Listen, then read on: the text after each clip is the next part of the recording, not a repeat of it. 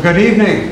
Good evening. Well, I'm Gleaves Whitney, and I'm proud to serve as the director of the Hauenstein Center for Presidential Studies at Grand Valley State University.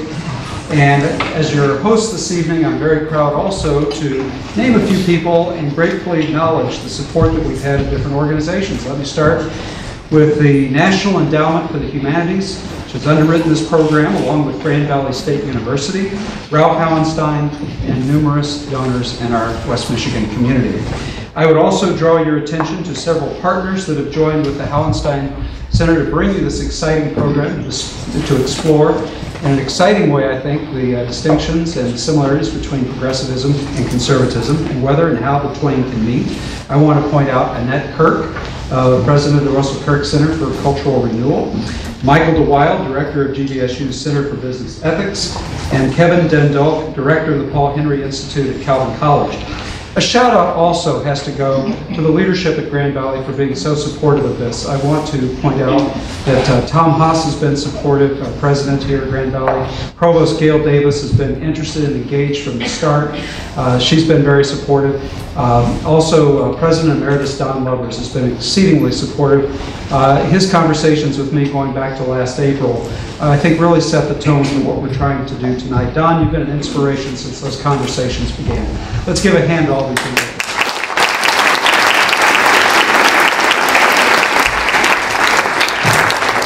Okay, let me get the awkward part of this over with. A lot of people have been skeptical about what we're trying to do this evening. And not just because, the day, I know it's tax day, that was totally coincidental, and I know feelings are running high out there. But seriously, common ground between progressives and conservatives. Conservatives and progressives alike have been telling me in the last months, gosh, we're like day and night. There's not a whole lot in common between us. It's about like trying to resolve Fox News and MSNBC on any given night. Conservatives tend to seek authority in revealed religion, tradition, the classics, the acquired wisdom of the species. They prefer continuity over change because civilization has been so difficult to attain and sustain.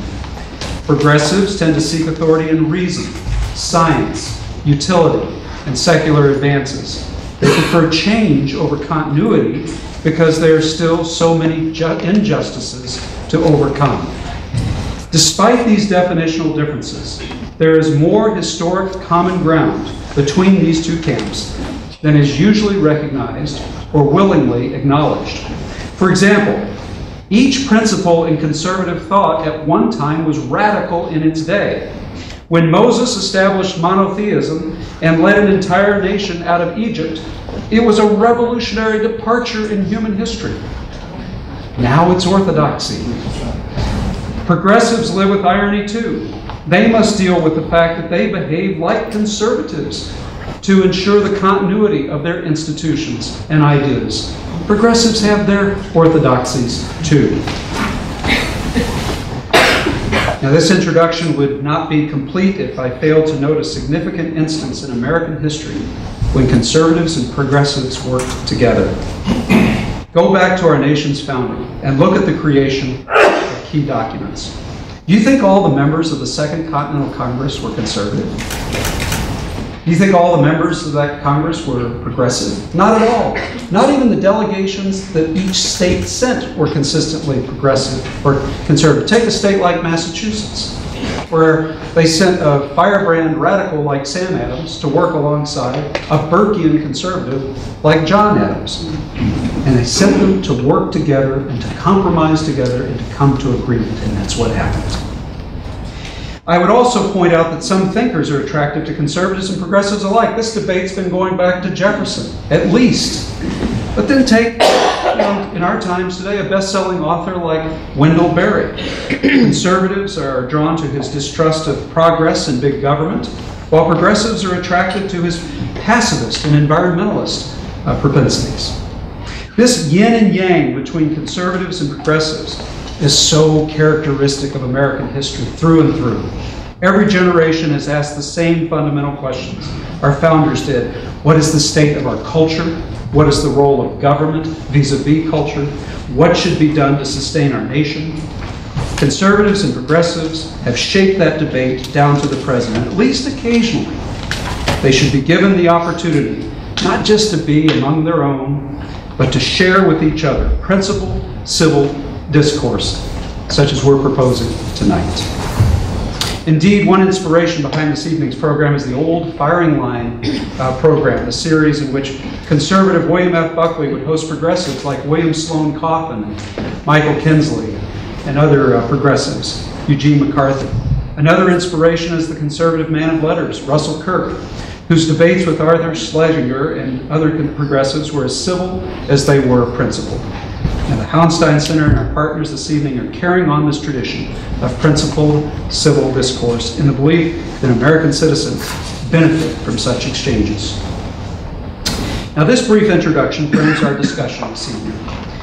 With me on stage are 3 thoughtful progressives and 3 thoughtful conservatives. The goal of our program is not to turn Republicans into Democrats or Democrats into Republicans. It is not to get into a cable TV style shouting match over the issue du jour. Rather, our purpose is to explore the history, the philosophy, the culture of 2 strong traditions that most of the time we acknowledge clash. In spite of that, at other times, surprisingly and in delightful ways, they find common ground and have a rollicking good conversation to get there. The historic reality, ladies and gentlemen, is that they have worked together. They have found common ground at key points in our past. And when that happens, we all benefit as members of the same American community. As for the format of this evening's program, after about an hour or so of dialogue among our 6 conversationalists, we will open the floor to you for questions that you can put to the 6. To your right are our 3 conservative conversationalists. We have Barbara Elliott. Barbara is a professor at Houston Baptist University, and she is also the president of the Center for Cultural Renewal in Houston, Texas. Next to her is Winston Elliott, editor-in-chief of the Imaginative Conservative and president of the Free Enterprise Institute. And then Ted McAllister on the end is public policy professor at Pepperdine University and currently a scholar in residence at Princeton University. And then at the near table here, to me, are the progressive presenters. We have in the closest to me, Noreen Myers. She's an employment law attorney here in Grand Rapids and a recently retired chairwoman of the GVSU Board of Trustees. Next to her, Michael DeWild, philosophy professor at GVSU, founder of Working Classics, and he's director of the Business Ethics Center at GVSU. And then on the end of this table is Paul Murphy, who's a history professor here at GVSU. So let's give them all a round of applause. Well, when we had lunch together, didn't know how that would turn out, by the way, but it turned out just wonderfully. When we had lunch together today, it was agreed that Paul Murphy would begin. Thanks, Gleaves, and I'll jump right in, although I will say thank you, Gleaves, for organizing this event and inviting me, and thank you to my dialogue partners and my wide progressive team. I cannot actually say that I have any particular strong experience as a political philosopher nor as a political activist, but I'm quite used to standing in front of people and delivering myself of opinions. And I will identify with the white progressive team. In fact, I'll just take my few minutes to suggest 2, maybe 3 things in the form of a definition, and since as a historian I come from that point of view from a historical perspective. And the way I want to talk about progressives, why progressivism, is I want to think about it in historical terms. I think about it as a political identity having to do with the public sphere. I put it in terms of politics. And I think about it as deriving your identity from your ideas, from your values, from your theories of the world. What I would like to suggest too is I think that I'm more comfortable with the idea of liberalism, identifying with a liberal tradition, and that's how I'll think about it. And the point I would like to make is first and second, that I think we should think about modern liberalism as a distinctive form of thought developing out of the crucial historical period of the Age of Reform, the Great Age of Reform from 1890 to 1940 in the United States and parallels in Europe. And that modern liberalism is distinct from its liberal root in its theory of the state and its theory of government and its theory of citizenship. And first I would like to say that there is Liberalism is a theory originally coming out of the 18th century, 19th century of individual freedom, freedom from the state, or from the monarch, from authorities, restricting your ability to act economically, the freedom from the arbitrary exercise of power by a despotic ruler. It's fundamentally a theory about freedom, and it entails some sense of self-rule, popular sovereignty, but it's less a theory about democracy than about personal individual freedom. I think modern liberalism is different. And what happened, why, is the transformations of the 19th century, the development of a modern industrial state, the creation of capitalism, and the way in which, Still can't hear you. the way in which, okay, by the late 19th century, individuals could see much that had gone wrong with their society in terms of the effects of industrial capitalism, the poverty, the social inequality, the ways in which large businesses, big business, was amassing power and was able to corrupt the legislatures. So why did liberalism change? In this sense, I think that citizens became aware that that there is a danger not only from governmental power, but private sources of power, and that there had to be some sort of restraint on these private sources of power. A state, and I know Noreen will have more to say about this, but a state, a government that can serve to ameliorate some of the problems created by industrial capitalism. I also think that what happened is that they took up the role of democracy in a new way. And that is a function of the great radical intellectual reform movement of the 19th century, a reaction against the liberal capitalist state, socialism. And there is a huge injection of socialist thought into liberal or progressive opinion at the turn of the century, from the 19th to the 20th century. And that is to say, what progressives realized in one sense was that the political system had become corrupted. Parties had taken over the system. They felt, these party leaders, that they owned the system. That if you were looking to some sort of reform to control the depredations of industrial capitalism, to address the various social ills of industrial society, the path to economic reform had to go through politics in terms of political reform. And that was a question of citizenship, of making democracy more real. And the progressives are known for developing new and innovative forms of citizen participation, direct democracy, initiative and recall, initiative and referendum and the recall of elected officials. The pressure politics, interest group politics, is a progressive liberal reform, right, at the time. A way to give people the power to move around legislatures and enact public policy. I also think that they took democracy seriously, and I know Michael will talk about this. If democracy is dependent in some sense upon equality, the equality of citizens, the modern liberalism believes that this equality has to be more than a formal equality or more than a matter of politics. It also has to be a matter of social equality, economic equality. And so much of 20th century modern liberalism is the effort to socialize democracy, to make equality a substantive thing that has a social dimension and an economic dimension. Okay. Thank you very much for that opening statement, Professor White. I also want to thank Gleaves and for putting this together, as well as the people on my left and right, as it were. It's been already a pleasure getting to know the folks representing the conservative side, and I find myself liking them.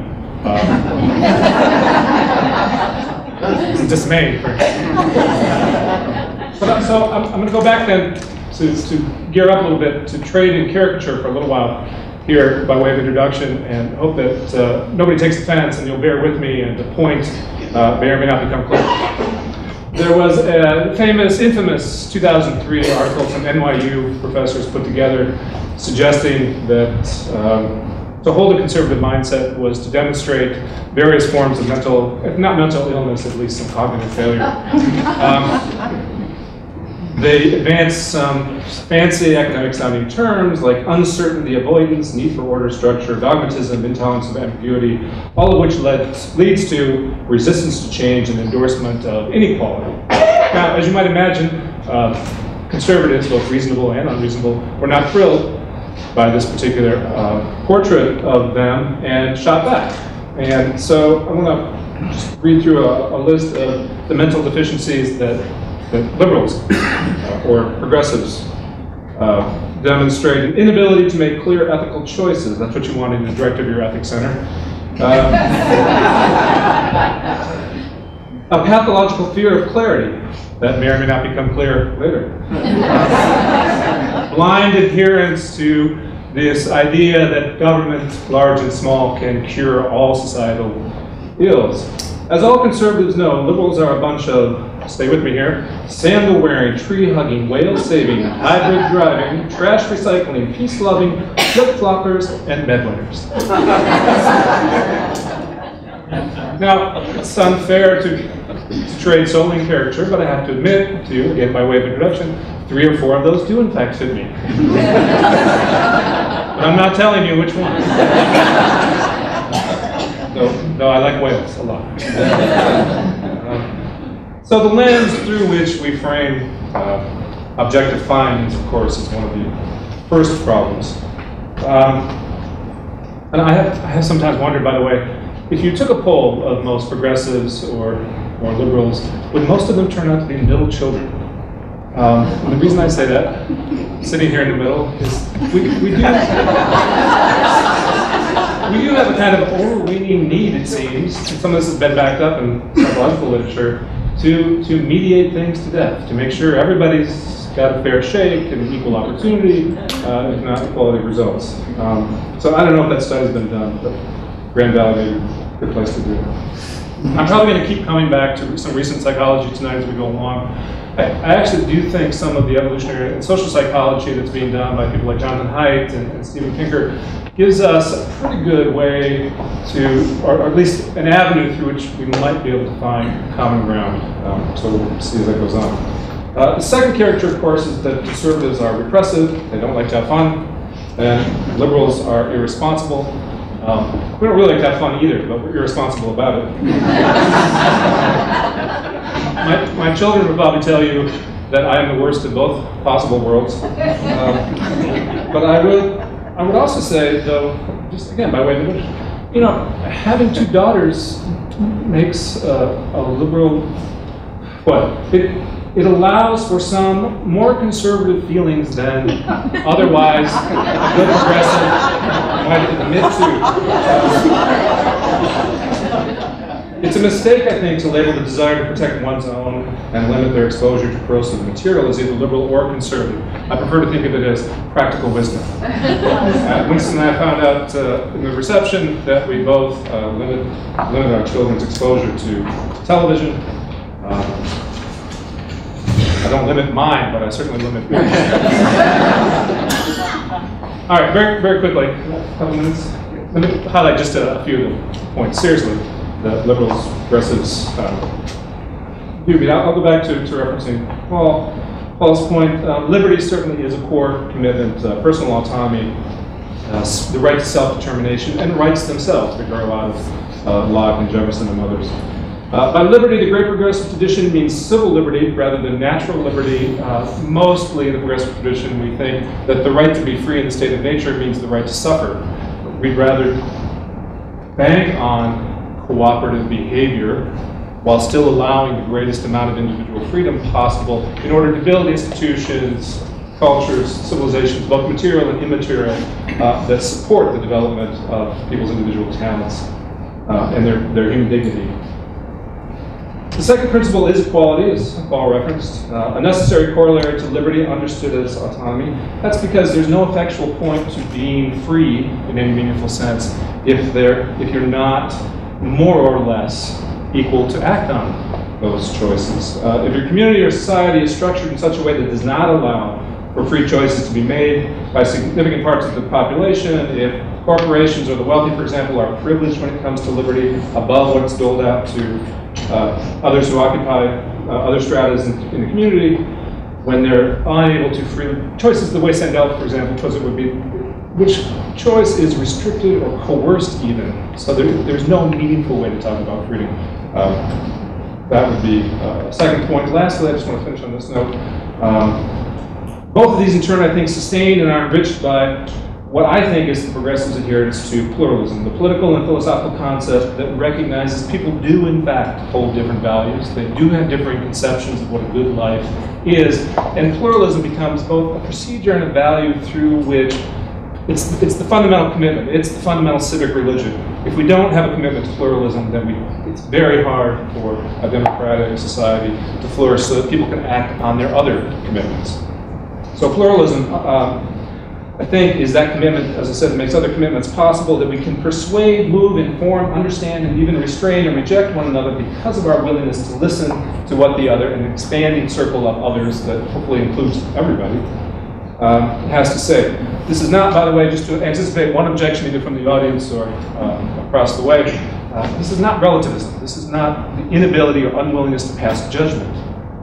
This is saying, we're going to hear you out. We can discern what's reasonable, persuasive, good in your arguments, where it's not retaining the right to pass judgment and make certain demarcations about what a good society would demand. Thank you. Maureen? Tonight, it is our hope that when you leave, that when you go home, that you'll turn off MSNBC if you watch it, or Fox News if you watch it, and that you'll look for other sources of information, and that our goal is to understand the presuppositions that are underlying each of these important traditions, and to understand that if we don't have respect for the other traditions, which have, I mean, both of these traditions have moved this country forward, the tension between these traditions has moved this country forward, and that if we don't respect the other side, and we don't understand the other side, then we can't have civility. We can't have civility without respect, because civility without respect is mere condescension. As you can imagine, with a historian and a philosopher and an attorney, there's bound to be redundancies in what we say, and I apologize and ask for your forgiveness if we repeat ourselves up here. Progressivism as conservatism is a complex set of ideas with interlocking and often dependent principles, and the particular form of my remarks will be to focus upon the ethical and moral basis of the idea and practice of public remedy. I find compelling the Kantian insight that the dignity and worth of each individual is partially based upon our capacity to reason. Combined with the idea that we are social beings who need community to thrive, grow, and find purpose in life, I believe that reasonable people have the capacity to look beyond their own particular concerns and interests and arrive at solutions to shared societal goals. An essential goal is the provision of basic shelter, food, education, and healthcare, and as a progressive, I believe that the welfare state can realize our ethical obligation to care for the most vulnerable members of our society. Again, this is a moral obligation to provide services to those who experience issues such as health, or that lose their jobs as a result of a recession, or perhaps an inability to find a job because of an inadequate or poor education. As members of the political community, as Paul has described, we have determined as a society that we will use tax dollars paid by the community to guarantee a minimal standard of living. In addition to our shared ethical obligations to provide security through the guarantee of public remedy, as a progressive, I support governmental efforts to advance equality of opportunity. While supportive of our market system, we nevertheless understand that it can and does result in winners and losers, and that meaningful equality of opportunity can be a myth without assistance in the form of education, job training, and other governmental programs. In addition to the basis for public remedy, dealing with the problems of security and opportunity is stemming from our ethical obligations for caring for the least vulnerable, another compelling idea underlying welfare state philosophy is the ethic of reciprocity. The Christian tenet, but for the grace of God go I, is highly relevant to progressive arguments for governmental support. Reciprocity is also significant because it recognizes that our success today is the result of efforts of those who came before us, and the ideal is to continue to protect those advances for future generations. In light of the progressive goal of providing security and enhancing opportunity, the role for government is more complex than the protection of simply person and property. However, this doesn't translate to a government that provides cradle-to-grave assistance, but rather a limited yet energetic government that provides tools that contribute to success. As Lincoln famously said, we had formed a government whose leading object is to elevate the condition of men, to lift artificial weights from all shoulders, to clear the paths of laudable pursuit for all, to afford all an unfettered start and a fair chance in life. The challenge, of course, is to find the appropriate balance between individual opportunity and collective security. As we think about the idea of public remedy, it seems that liberals are beginning to acknowledge contributions that institutions of civil society have made toward our shared ethical goals. For several decades, the emphasis of the American left had been the protection of rights, which, as Michael Sandel reminds us, creates an impoverished public sphere. With the renewed emphasis upon community by some progressive theorists, there is agreement that the government and the political community do not have all the answers, that there are valuable insights to be learned from neighborhoods, churches, voluntary associations, and family structure. If the answer on how to resolve various challenges has to be the market or has to be government, we're ignoring the spaces where most of us live.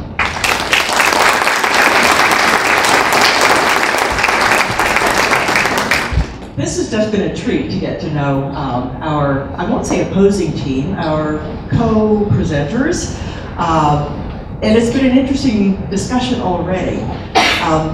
Gleaves chose us, I think, because all of us are a little quirky and not exactly easy to pigeonhole. I'll just speak for our side, okay? I don't want to do that. But we're discovering we have certain things that, that overlap in our stories and our concerns. I've been on kind of an unusual journey in that I worked initially in the academic world, and then I did a phase in the political world on Capitol Hill and the White House, and then a phase in television journalism over in Europe, and then the academic world again with some nonprofits in between. And along the way, I discovered that some of the things that I thought intellectually didn't actually play out that way in real life, serving refugees fleeing Eastern Europe, or people in the inner city in the last 20 years where I've been working recently. So I've kind of had to re-examine the gap between what I thought politically and what I thought intellectually and what actually happens kind of at the grassroots level of people that I've been trying to serve the last 20 years. So, having said that, the version of conservatism I'm going to talk about now is what I believe, having been hammered with the disappointments perhaps, and also successes of just what works, what changes lives. So, this is my conservative credo. Conservatism is a body of beliefs that's based on truth. It has emerged over time, and it's been tested. These are truths that are applied in a way that foster order and the flourishing of individual human beings, but in relationship to one another. Conservatism is rooted in the understanding of man that acknowledges that there is a creator and that there is a transcendence of our souls. And we admit that we are flawed human beings. We are capable of great evil as well as great good. Conservatism seeks the truths that have emerged from the past, and we learn from them. And we draw from a deep wellspring of experience, human experience, that then builds on the truths that have withstood the tests of time. The conservative fosters the fullness of human potential by protecting the freedom and the dignity of each individual. We share that, as well as the responsibility that comes with it. Rights and duties are always linked. For the conservative, each man and woman is equal in dignity and equal before the law, but gloriously unequal and perhaps different in talents, aptitudes, and probably outcomes. The conservative celebrates the uniqueness of individuals and does not seek to eliminate the differences, but we do want to give opportunities. Because man is fallible by nature, the conservative limits the damage that can be done through the abuse of political power by limiting its concentration. The conservative honors the family as the essential building block of all civilization, and the church and the synagogue as the essential locus for communal worship. And the community is then the essential matrix for human interaction. The culture then grows from these relationships and affinities. Conservatives value the rich diversity that spring up in relationships and organizations and private associations and all the things that make up civil society, as you spoke about, and the intermediary institutions. The conservative believes in the concept of subsidiarity, that the best solutions to human problems are found at the level closest to the people being actually served, preferably in a face-to-face relationship. We prefer to foster those local care solutions for people whose needs we know. And we believe that human transformation really occurs in the best situation in a context of a personal, loving relationship with someone whose name you know over time. The conservative is more concerned with the culture than the political realm, because we see that the hearts and the minds of people shape their existence in most fundamental ways. The political problem blends into the economic one, which blends into the moral problem, which blends into the religious question. And the answers to the really big questions are then almost always intertwined in our culture, even in our age now of the hyper-politicization. The political realm is a derivative one, not the primary one. We believe passionately that caring for our neighbor is so important that it should never be left to the government, precisely because the one thing the government cannot do is love. That's what individuals can do. That's what we're called to do in the private sector. But we're called to do it then with our own time, and our own talent, and our own treasure. The conservative believes that the true, the good, and the beautiful are interrelated, and that these three transcendentals are the measure of all things. We believe that there is truth, with a capital T, truth, and that it is knowable, difficult to discern, but knowable, and that it's our duty to seek it throughout our lives. The conservative believes that the virtues of prudence, justice, fortitude, and temperance should be practiced in both private life and also public life. We believe that virtues and not values define the human soul. We believe that love is the highest motivation that the human person can have, and that the purpose of life itself is to know God and to love Him and to serve Him and to love our neighbor as ourselves.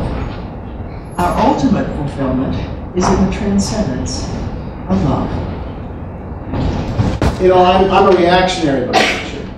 And kumbaya can only go so far, so I'm going to add some energy to this by saying some things that may strike you as odd. I hope they do.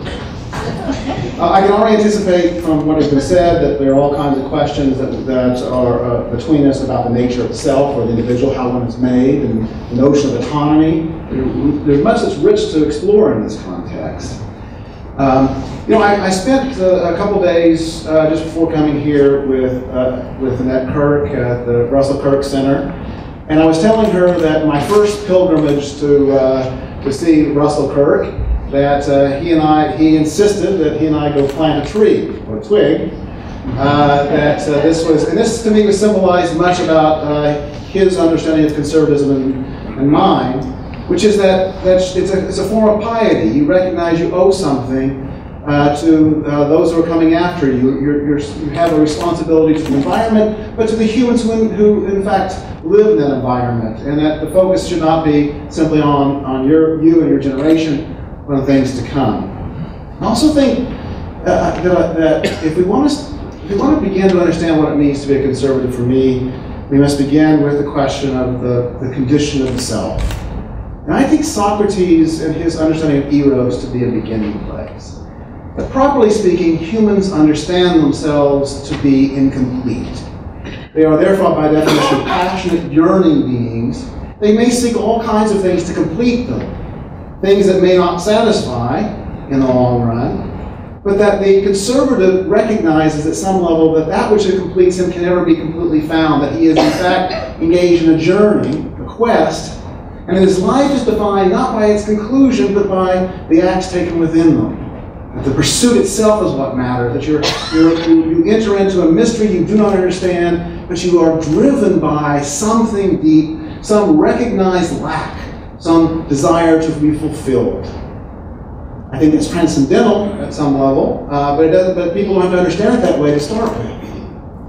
So I want to begin by suggesting there's something about the self that conservatives recognize, that we do not love certainty. In fact, we are frightened of certainty, and we're frightened of moralism because we recognize ourselves to be between things and to be directionally pulled to that which we do not yet know. Definitions and labels and labeling things is a form of coercion. This act tends to relate particular things or people to abstract categories. It's a way of isolating a few relationships or affinities as that which defines them. We can't escape categories and definitions and labels, unfortunately. And I want to stress that the desire to have a simple and handy definition for complex things invites serious misunderstanding. And to some degree, it invites us to play power games. Those who like clear and simple language, those who like clear and simple categories, do not have the spiritual stamina to withstand the journey to which I just referred. To have a label attached to you is to feel yourself treated reductively, and often to attach you to a constellation of traits and ideas that only partially fit. I begin this way because any meaningful definition that I would accept requires that it take into account things and ideas, even affections, that are in relationship, in tension with one another. You break that tension and you destroy it. So my way of thinking, anything human is relational. It is contextual. It's deeply entwined in a story, by which I mean a history. I do not wish to abstract things or ideas from their context and then universalize them. Equality, freedom. I cannot speak meaningfully about freedom and equality in the abstract. Literally nonsense to me. I don't wish to disconnect things or ideas from their web of relationships. As you can tell from this beginning of the definition, a conservative does not have an easy entree into contemporary political discourse on Fox or MSNBC. We believe in natural rights, but not in the way right-wing liberals, read Republicans, abstract and apply them to specific circumstances. We believe in justice, but find in the progressive invocation of social justice a frightening use of equality to restructure society based on some abstract conceptions of the good. So with those provisos about the complexity of reality and the problem we face with definition and the task of simplification, let me offer a few governing principles that I think might be of some importance now. Not the ones I'm given in different contexts, but the one I give now. 1, humans are social creatures, and their well-being is directly tied to healthy institutions like family, church, local organization, vibrant neighborhoods. These institutions must have a realm of autonomy outside the reach of distant governments. Not the individual have a realm of autonomy, but those institutions. For shorthand, we might refer to constellations of such institutions as communities, but under no circumstances can human social needs be satisfied in abstract national communities. 2, a serious localism forms the best attachments. The love, and the importance on love or affection, for that which is yours, rather than a love of that for that which is abstract. By having our attachments and affections formed in the smallest social units, we learn to accept and love diversity and eccentricity. One loves one's brother or aunt, not because he or she fits some abstract ideal of a brother or an aunt, because they're your brother or aunt. To love humanity is to invite contempt for one's neighbor. To love any abstract thing is to make all particular things unlovable, because they do not fit an abstract ideal. 3, individuals do not form the basic unit of society, and not be understood as the primary unit of political order either. Family is prior to individuals, And I remind you at this point that definitions are complex. So when I mention family, I do not mean mom, dad, and the kids. I do not mean Leave It to Beaver, and I do not mean the Huxtables. 4, humans are historical beings. And the long experience of humans over time yields greater truths than the rational faculty of a person or generation. I can't imagine why moving forward is any better than moving backward. Therefore, humans ought to understand themselves to be the product of generations of civilization. They inherit language, knowledge, cultural forms, prejudices. To understand one's historicity is to feel bound and connected to a more particular story, to feel gratitude for what one has been given, and to believe that one's very culture and civilization is an inheritance in trust to be handed down and proved to the next generation. 5, the success of the American political order has long rested on a robust society rather than on a crusading government. An important key to maintaining our unique order is to reject the primacy of the political, reject the tendency to solve problems at the national level, and to cultivate deep affections for things local, particular, traditional, and social. Well, I think we're being asked to do something tonight that, frankly, our culture is not very good at. We're supposed to have a conversation where we listen to one another. That's unnecessary in those times nowadays. We're supposed to have a debate where each side actually tries to understand the other's position and listens to what they're saying, as opposed to ignoring what they're saying and ignoring the questions so that we can give our prepared talking points. So it's going to be a difficult evening because we're going very countercultural tonight. So we'll see what we can do. I'm going to offer first a quote here from the historian Will Durant. Partly because I think some of the challenges we face currently are something we should keep in mind throughout the evening. Durant said, "A great civilization is not conquered from without until it has destroyed itself from within. The essential cause of Rome's decline lay in her people, her morals, her class struggle, her failing trade, her bureaucratic despotism, her stifling taxes, and her consuming wars." Now, we live in a troubled time, and this quote may remind us of some of the things the American Republic faces today. But I think this evening we could have a dialogue that for our side is on conservatism, that we can take the time to open our minds and perhaps question the common understanding of the term, and that hopefully this is a common experience for each of us in that we've attended lectures and joined conversations on important ideas in the past, that we probably recognize that coming to complete agreement may not be possible. Matter of fact, it may not be the best goal for the evening, nor is winning. But instead, it is to strive for understanding and to draw nearer to the true, the good, and the beautiful. We'll have many questions to ponder, but hopefully we'll also remember one of the most important things not sought in today's news and entertainment media. We're going to remember to think.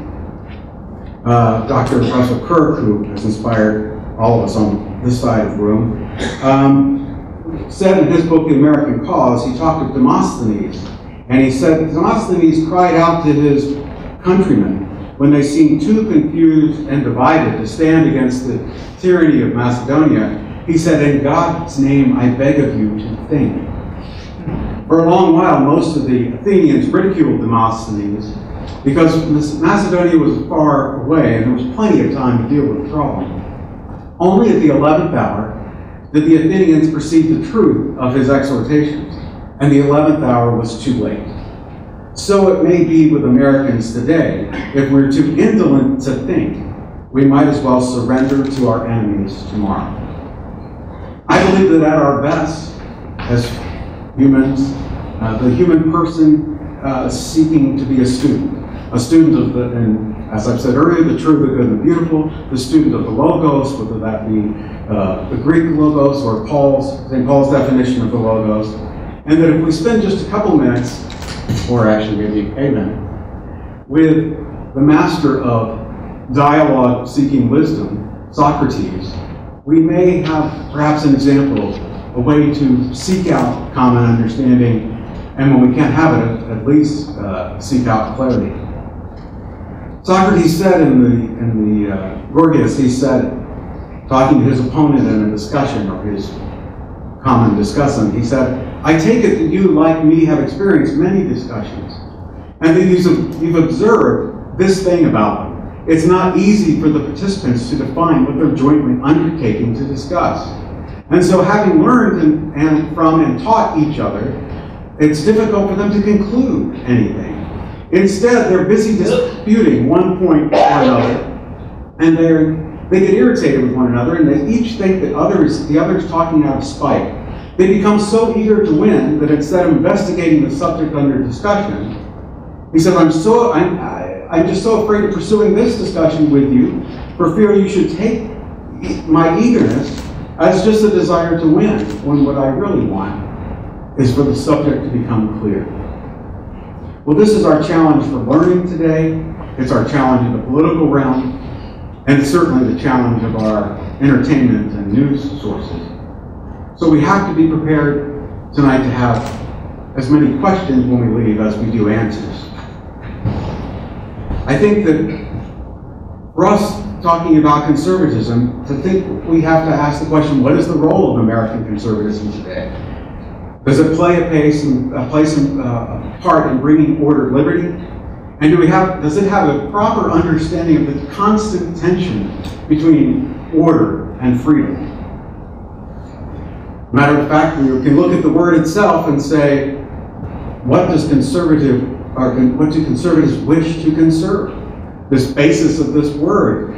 We want to know that if they're going to talk to us about things to conserve, that they actually have a wise understanding of what they want to conserve. And Ted mentioned earlier this idea that we have an eternal contract between the dead, the living, and the yet to be born, that essentially puts us in a situation of gratitude, but also a situation of debt to those who came before us, and also gives us an obligation, a duty, to take the gifts that were passed on to us and to pass those gifts on to the next generation. I think this thinking is conservatism at its essence, to find the best of all that has come before us. In our case, in this republic, all of the Western tradition, to preserve that is what is best, and to pass it on, and to make prudent change to those things that must be changed. Dr. Kirk said that the conservative is concerned first of all with the regeneration of the spirit and character, with the perennial problem of the inner order of the soul, the restoration of ethical thinking, and the religious sanction upon which any life worth living is founded. This is conservatism at its height. Thank you very much. By prayer agreement, we thought it would be interesting now to get the two tables talking back and forth, and so I would invite whoever wants to start with a question to the other table, please chime in. I'd be interested to hear a little bit more on what you consider to be normative aspects of local language. So you referenced love, the intimacy of knowing people, the importance of that. If there's a local community, whether we're looking back in history or currently, that's acting in ways that is, as Ted said, exhibiting prejudice in some way, though they see that or countenance that as a form of a tradition, for example, that they hold dear. Is there any kind of role for, or what is the role for larger governmental entities to intervene in the local? There's a big gap between, I'll take Houston as an example, what goes on the 3rd Ward, the 5th Ward, and the area around Rice University or the Memorial area. Fairly wealthy, etc., more comfortable. The most effective efforts that I've seen that actually have been bridges between these very, very different neighborhoods have been when individuals have come either through a nonprofit, a church, sometimes just because they had a particular passion for wanting to help kids in that area, people leave gangs, provide job opportunities, but to actually engage in face-to-face relationships, but to go in with the heart to say, what do you need for your neighborhood and for your life to be better? And when people take that approach, the actual, have the humility to come in from the outside and say, I'm not the expert, but you know your neighborhood. What is it that you need? And to have people self-identify both the strengths of what they have and also the absence. Sometimes they'll say surprising things. I mean, there was a neighborhood in Philadelphia, and someone who had a nonprofit there asked them, and they said laundromats. He said, what? And they said, no, really, we can't do our laundry and still look after our kids. So he did that, and then the next thing was, let's start a school for our kids. I mean, somebody else in Fresno said we need lighting because we don't have enough light here, people are getting mugged. Somebody else said we need sidewalks. And then you begin to have the relationships with people in that neighborhood to address their self-identified problems.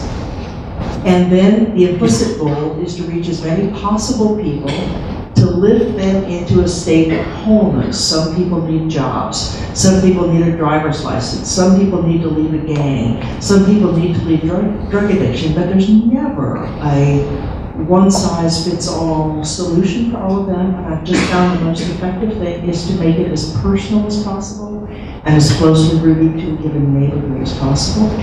And the government can't do that. Go ahead, are you asking? Yeah, just to follow up. The government might not be able to do that, and I'm very supportive and very impressed by all the things that you have done, and I think it's essential, and we have examples of that in Grand Rapids where it's worked well, and in Detroit with Focus Hope and things like that. But nevertheless, I still think that there's a certain level of security. I mean, that, for example, there was an article in the Times the other day about how Oregon has taken Medicaid and they've done just what you've said, that they've taken particular communities and that they have Medicaid to protect this particular woman who has congestive heart failure, and she keeps ending up in the emergency room, and which of course is very costly. And they allowed the local individuals that know her, that love her, they gave them a credit card, and they went to Target and bought an air conditioner for her, which saved her from going to the emergency room. But nevertheless, she still has, so I think it's more like I'm learning all kinds of things from you that we didn't know about localism, etc. After going through periods of time where we relied on the federal government for these kinds of things, and that there's a lot that we can learn from each other as we move forward to protect those individuals. Is this on? Localism includes many pathologies. So does the federal government. And there's no escaping this pathology. Just as your question sort of reminds me of you might want to ask, why families? Because families are pathological. They've got all kinds of problems with them. They've got all kinds of failures. And there are some failures great enough at the family where somebody should step in, because there's some violation that's reached a certain level that there should be some other agency. Maybe it's church, maybe it's something that's called community that's not governmental, maybe it's government. But we begin with the recognition, I think, that the reason you defend localism, the reason you defend communities, isn't because they are perfect. It isn't because they don't have numerous injustices, and some of them are just downright unjust. It is because of an anthropology. It's because there's a view that humans are best formed in the context where they are in the interstices of several institutions to which they belong. That membership in those groups, the family, the church, the bowling league, whatever it may be, whatever constellation of things it may be, are extremely important for developing a distinctive person. Not an individual, but a personhood, a distinctive rooted self. And if you lose that because you decide to use governments to prevent those injustices from taking place, two things would happen. One, all those institutions atrophy, and therefore the very conditions for developing this distinctive person, the autonomous person you want to be able to make decisions, I would argue, has to be a rooted person. An individual can't make a choice except in the consumer context. So you rob them of institutions of the power to shape individuals like that. And secondly, you put them at the mercy of the federal government that can be just as unjust in different circumstances as they were, but nothing to check them, no power to check them. So it's not as though the local communities are normative in the sense that they are always the best. It is that they're the necessary conditions for the kind of person that we would like to be formed. So even this side? Well, I just wanted to, I mean, Barbara, what you say is very interesting to me, and I think quite admirable.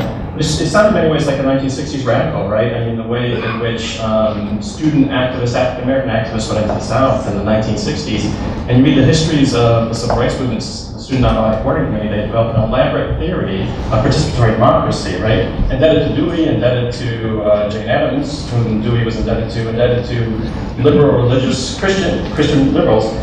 And they were very much focused on the idea that they don't want to do community mobilizing, they want to do community organizing. They want to go in, they want to spend time, they want to hold back and help identify in the community, help the community identify for themselves their own leaders and to define their own needs and lead their own movement. But it's never really political. I mean, it seems to me one way to talk about conservatism is that conservatives want to take as much as they can as possible out of the political sphere. And liberals want to put as much as they can into the political sphere. Because these communities that were real most impoverished African Americans in the South were oppressed by state and local governments and by informal, non-governmental structures of authority. And what they did when they came to realize themselves as individuals rooted in community and history, they knew and they told themselves that they wanted to be political. And they wanted the federal government to come in. You know, because the federal government, it gave them a shot. And never the Southern governments. So I think it's fundamentally about power. Relationship is important, and that became the basis from a progressive, a leftist point of view. The same kind of thing that informs Occupy Wall Street, right? Relationship was become the basis of moving out of an individual sphere into a public sphere. And the public sphere then being able to address systematic inequalities and injustices. I wasn't going to respond, but now I am, because I really didn't like that. But there's a challenge I always tell our children. If you only have a hammer, everything looks like a nail. And, you know, it seems to me that often, on the liberal side of things, everything looks like individual failure and everything can be fixed by government.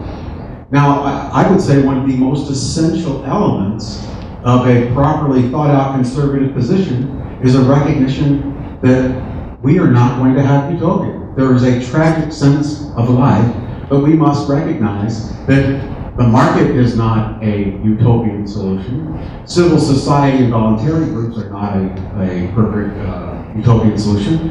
And the federal government is almost never a utopian solution, although it has its role. Now, part of the reason for this is what we've already discussed, this idea of subsidiarity and community and interaction and relational capital that is only available at the level where individuals actually can have relationships. It's almost impossible for anyone to have a relationship with Washington. It's very difficult to have it with your state capital. It's often challenging to have it with your county. It's possible maybe with a city. You could walk in a smaller town or city. Each level down, it's more likely. If you then, in the other layers, the other opportunities, the other intermediary institutions, the church, the school, the Elks Club, all the things that de Tocqueville talked about, there's more opportunity for relational capital to build and then to be properly invested. So that is only recognizable when one is willing to say, first off, we are not going to eliminate poverty. We're not going to eliminate brokenness. We are not going to eliminate sinfulness. Those things are part of the human condition.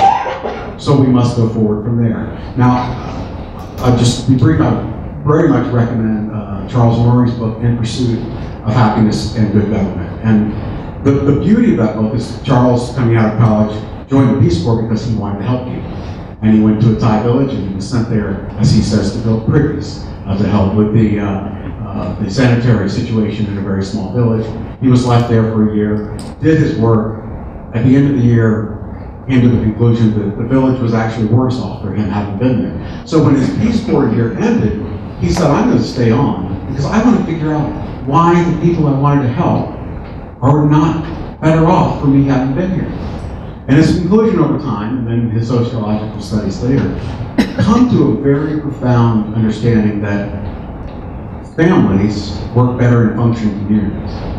Functioning communities are almost always only local. That they must have a purpose. And when that purpose is replaced by either outside governmental institutions, outside philanthropists, or outside intermediary institutions, when the need for the family and local community to do the work and to think is taken away, the community itself suffers, regardless of the material improvement, and that the family suffers because the community is thus broken. To me, once you say that, if you want to help people, you want to build a community, you want to build family, and you have to look at the practical way to do it, and he did it. Is there anybody who wants to respond to that on this side? I have one more round, and then we're going to open it up to the audience. Yes. Can I just give a couple comments on that? Just to respond briefly to what you raised, Paul, and also a couple things that you said, Maureen. There are people all over this country who are living in circumstances that are incredibly difficult. And housing that is totally inadequate, or they're living under bridges, they're unemployed, their kids are addicted to drugs, or they are themselves, they can't find a job, they can't break the cycle, they've been in prison, they're coming back out again, you get $80 and then you're dropped off at midnight at the bus station. How do you break the cycle? And simply looking at that from the side, from the perspective of somebody who actually really does care what happens to them, I look at the government solutions to those problems and say, it's not working. If it were, wonderful. The problem is it takes individualized solutions for particular people to look at those circumstances and then help them over the particular barriers they have. So when somebody shows up at the Work Faith Connection, and I started because the implicit goal for everybody was go get a job, and the problem is if you have 7 felonies in your background, it's not that easy. So to work with people individually. So if you have 7 felonies and you've been in prison for 12 years and you're a recovering crack addict, to then teach a person how to go to a job interview and say, yeah, that's my history, I'm a crack addict, I was in prison, but I'm not that person. And if you will hire me, I will be the most loyal employee you've ever had in your life. I will be on time, I'm going to take direction because I will be grateful. And we found that given a little bit of preparation, they actually go through that a few times with somebody, you know, somebody who does interviews for corporations. They can then say that with confidence, they get the job. Somebody else has a totally different story. They were a battered woman in a shelter fleeing a husband who would have used her for years. She has a totally different story. She's also homeless and she also needs a job, but her difficulties were different ones. So to individualize the care is at a level way down at the grassroots that the government isn't equipped to do that. If they could do it, terrific, but they can't. So it takes that kind of thing at the grassroots level to then lift a person to their feet, equip them to become self-sufficient, and to no longer be dependent on government help. The compassionate thing is not to keep them in that state of needing it, but to lift them to the point that they won't need it anymore. And that's below the level where the government can do it. Thank you, Barbara. Now, do we have a question from this side? Then? I'd like to ask, okay. I want to put a couple things in the air because I think there's some interesting areas of common ground and ask a pointed question. The things in the air are, I think Paul's description of what happened in the late 19th century is extremely important to this. And with the rise of industrial capitalism and the development of consumer culture is the most corrosive set of events to tradition, to all the things that I love in American history. And so there's a question about what we do with this abstracted market. We have very different answers, I think, but we also have different answers from the political alternatives we hear, usually, from both of our sides. So that's the interesting part, and also the question about how do we become political. I think out of a Tocquevillian, Burkean tradition is a way we become political. It starts at the local. It's not anti-political. It's a relation. But the real question, I'm very curious. All three of us said that we believe that the basic unit of society is the family. And all three of you, to one degree, emphasize the autonomous individual. How does the self-made, and do you take the individual to be the basic unit of society and the basic unit of politics? I don't believe I said that the individual is autonomous. I said that the individual required society and flourished and grew in society. And I agree with you that the family is that basic societal unit. Yeah, I would reference that too in terms of equality. Excuse me.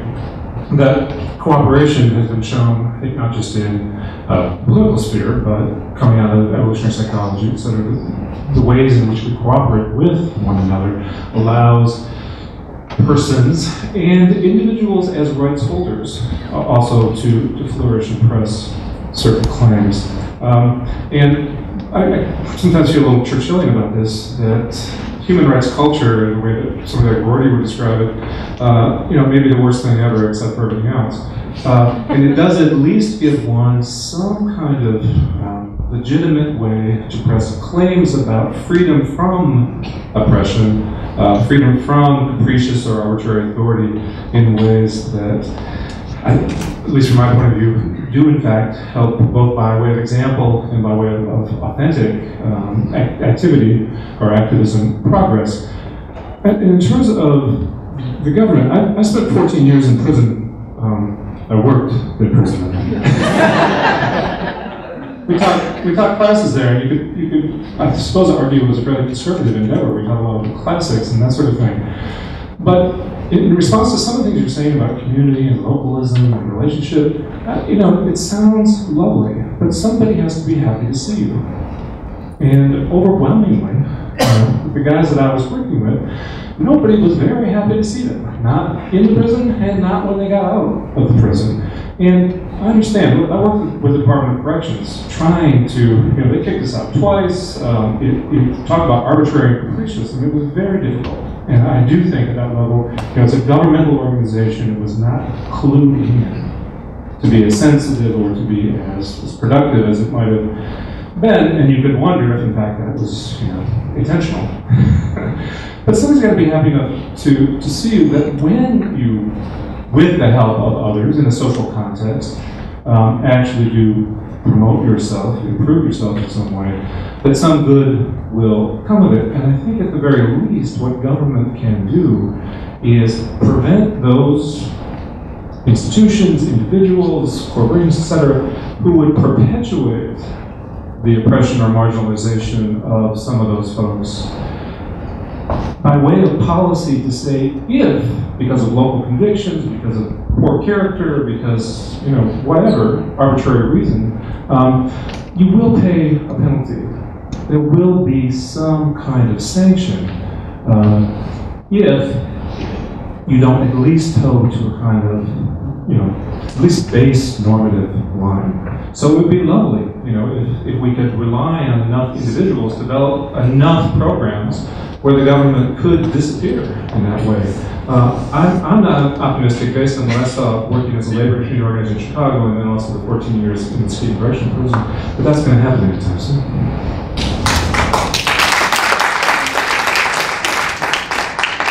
Okay, I'd like to invite audience members to come forward in each aisle, and we have two students to hand mics to you if you come forward.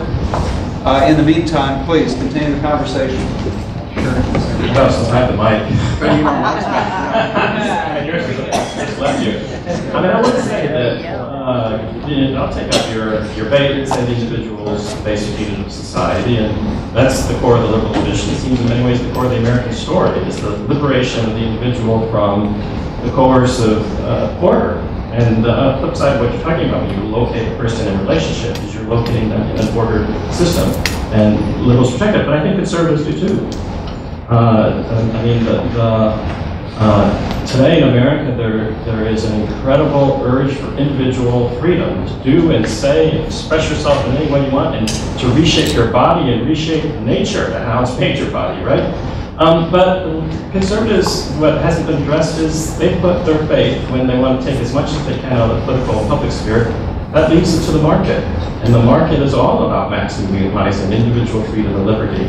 And the community is ravaged by the market, that as you indicated. The market has its own ordering system and its own way of destroying and revolutionizing communities. Listening to the way you present conservatism, I'm wanting to be back to my classical liberal stance and say, yes, I will speak for the individual. I want to be free of these ascribed and prescribed identities my family and my community would put upon me. But it's as if that kind of society was allowed to continue in a market-based capitalist system. A market-based capitalist system does not allow those kinds of identities to thrive, those kind of relationships. It reduces humans to commodities and exchanges them for money, and everything melts, right, in this kind of system. Okay, thank you, Paul. This side, please. Yeah. It's not either all government or that dastardly terrible thing, business people dealing with voluntary customers making choices. Now, neither system is perfect, and there's a reason for that. Somehow we let humans into business and government. If we could stop with humanity, we could have utopia. Now that's if we can handle utopia. Remember the third movie of The Matrix? We have the architect, the very handsome elderly gentleman with a beautiful goatee that I really admire because it's perfectly gray. And he had a beautiful three-piece suit on, which I also admire. But he said when we first designed The Matrix, this environment that essentially is a false environment to encourage humans to stay passive so they'll do what we want, we designed it as a utopia. Where they would get everything they wanted, perfect, the husband, the job, the money, the sunshine every day, and then immediately broke down. Their minds couldn't stand it, they fell apart. So first off, it looks to me like we're not capable of utopia, so we should stop looking for it. I mean, it's really, it's a distraction to talk about how, you know, if government does this, they won't suffer from the problems of sin and stupidity and ignorance and sloth, like business and intermediary groups and educational institutions do. No, we all will, and all institutions will. We have to work within that framework, that confining reality. And I would really like, and not just from you guys, but from the folks on the more liberal side in general, if every time they would use the word right, they would mention the corresponding duty that goes with it. Because when we say someone has a right to something, we are automatically implying that someone else has the duty to provide it. So if you have a right to an education, then someone else has the duty to pay for it. Someone else has a duty to teach. If you say I have a right to marriage, then someone has a duty to marry me. Good job. Thank you. If you ever had to suffer through one of my classes, you would be probably sick of that very argument. So I think there are opportunities to pull it together, but we have to recognize that we're not in this utopia. There isn't, I don't believe the market's perfect. I don't believe the free individual is perfect. And I also don't believe the individual. I want you to try one thing. Whenever we say, anyone says, and I say this to conservative friends also, whenever you say the individual is the building block, let me try to get you to create an individual by only having an individual. And let me try, when you're born as an individual, try living immediately on your own. You will die. Immediately. You will starve. That's it. Individuals cannot survive on their own. We always live in community. We are born in community, we're conceived in community, and if we're fortunate, we die in community. For those of us who are Christian, we would say the Trinity, our Creator, whose creation we are, and we reflect that nature is communal at its very core. That the love exists because that Trinity exists, and thus, for us to reflect the nature of our Creator, we have to live in community.